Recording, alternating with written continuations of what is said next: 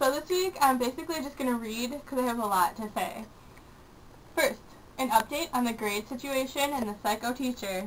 I was expected to start discussions. When she said, "Does anyone have any questions?" No.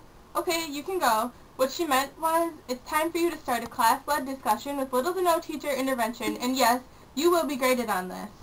No one in the entire class understood that, out of the syllabus or out of anything she said. So if the whole class is confused, you're probably doing something wrong, lady. I've got a mini question for you guys. Should I pursue this further? I don't even know where to begin. She probably is the head of department because she's 8,000 years old. So I'm just wondering if it's worth it to keep going with it. Although, her husband does run Model UN. I could get him really drunk in New York and get him a hooker.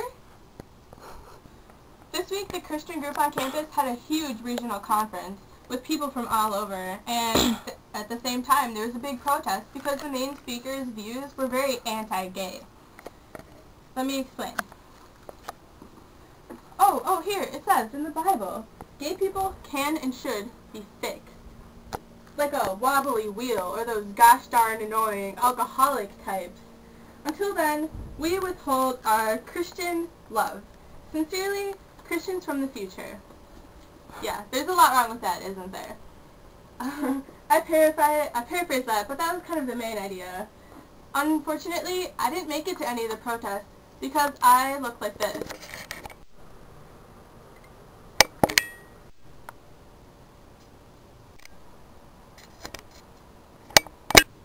I'm doing much better now.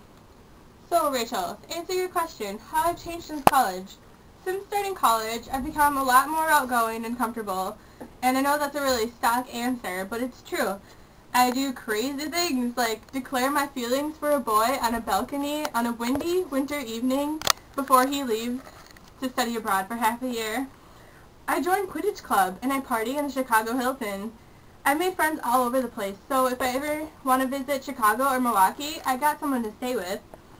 And I have become obsessed with Flight of the Conchords. Wait, Flute of the Commodores? What are they called again? Finally, I am in a life crisis.